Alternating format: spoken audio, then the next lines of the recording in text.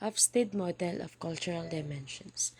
This was developed by Gerard Hofstede, and it is a framework used to analyze and understand the impact of culture on various aspects of business and society. As you can see in the picture, there is a guy, and that is Hofstede himself. He is Gerard Hendrik Hofstede. He was a Dutch social psychologist, IBM employee, and professor emeritus of organizational anthropology and international management at Maastricht University in the Netherlands. He is well known for his pioneering research on cross cultural groups and organizations. He was born on October 2, 1928 at Haarlem, Netherlands, and died on February 12, 2020 at the age of 91 at Ed, Netherlands. So this is the six Hofstede key dimensions or the Hofstede model of cultural dimensions.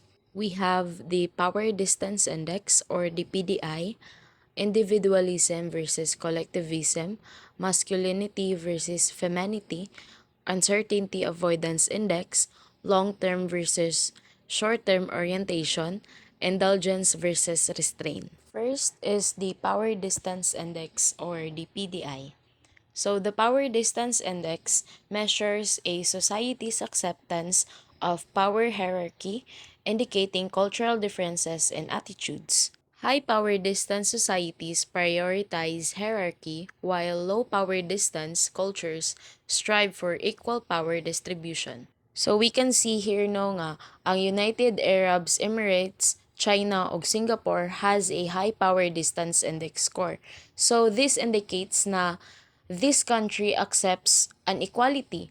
Ang pag-distribute sa ilahang power or right sa isig ka tawo is unequal.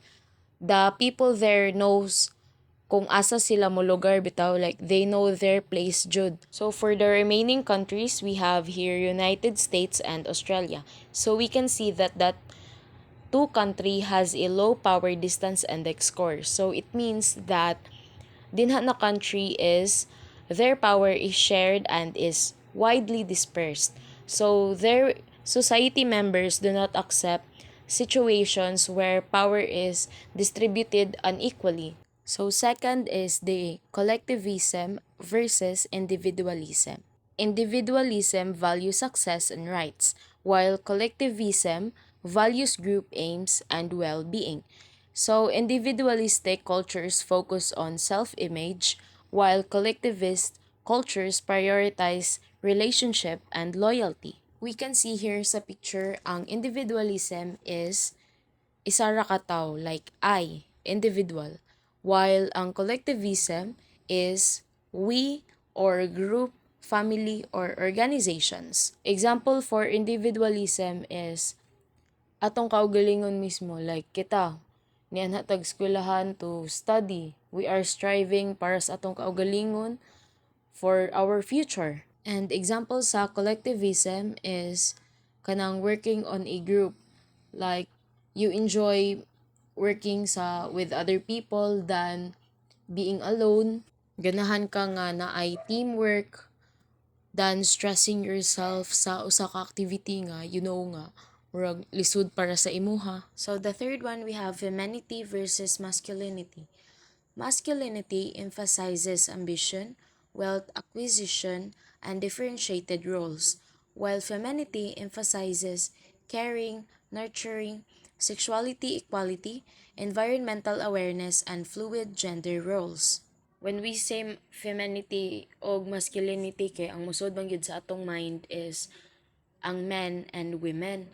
So this dimension are used to look how much a society values traditional masculine and feminine roles. Nya, kay ba man tanong nga when we say masculinity or men kay they are seen to be have this trait na marag like ambition or ambitious, kanang they have strength and they also want to compete like in a good way bitaw. While on femininity side or mga babay is seen to have this trait na they prioritize quality of life, they cooperate like na cooperation in any activities, then nurturing, and women also wants every one of us nga kanang naabitay equality sa gender, sa sexuality, sa usa ka tawo. Also, women wants everyone nga ma-aware sa ato ang environmental happening or sa ato ang environment. Kay, as what I have said ganina, women prioritize quality of life. Before nato makuha ang quality, we need to work on it, and isa ana is to start sa ato ang environment. Then we have uncertainty avoidance index. People cope with anxiety differently in different cultures. High uncertainty avoidance individuals seek control, while low uncertainty avoidance individuals embrace unstructured situations and minimal regulations.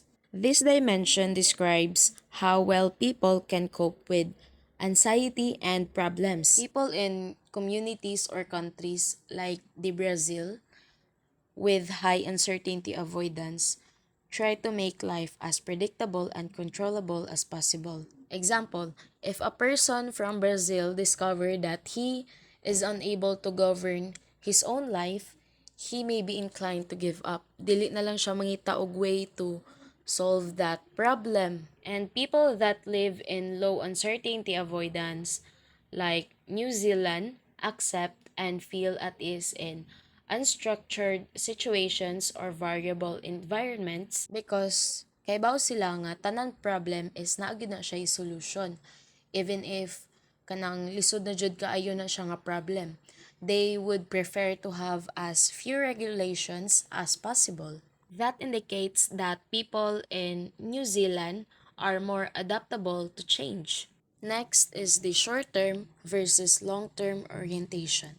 This dimension refers to the degree to which cultures encourage delaying gratification or the material, social, and the emotional needs of their members. Cultures with long-term orientations prioritize long-term success over short-term success, while cultures with short-term orientations prioritize the present and focus on the near future. Example for long-term orientation is ang pagskwela sa isa ka tawo. If ang isa ka tawo is nagskwela, he or she can gain knowledge, and that knowledge mao na iyang magamit in the future sa iyang pagtrabaho. And once na nagtrabaho na siya, syempre maka-earn man gyud siya og money. Then ang kana nga money is mao na ang maka-fulfill sa iyang satisfaction. And that made me think nga one example na siya sa long-term orientation. And example sa short-term orientation is kanang magtigom ka og kwarta kay tungod ganahan ka nga magbakasyon sa usa ka lugar like sa Boracay Baron ingon ana. So there are countries that has a short-term orientation just like the United States, United Kingdom, Russia, France, and Brazil. These five countries has a short-term orientation according to Hofstede's cultural dimensions because the people in these countries are more likely to be motivated by immediate results and quick innovation than by long-term planning or the development of strong relationships over time. While China, Japan, South Korea, and Singapore has a long-term orientations because these countries are more likely to place a higher value on future planning and the development of strong relationships than on immediate gratification. And the last on the Hofstede model of cultural dimension are the indulgence versus restraint. This dimension evaluates a society's tendency to fulfill its desires, with an indulgent society prioritizing human needs, and a restrained society limiting the pleasures. For example, in a highly indulgent society, people may tend to spend more money on luxuries and enjoy more freedom when it comes to leisure time activities. While in a restrained society, people are more likely to save money and focus on practical needs. And once again, that is all the six Hofstede model of cultural dimensions. And this is Irish and Datig from BSHM to C Day.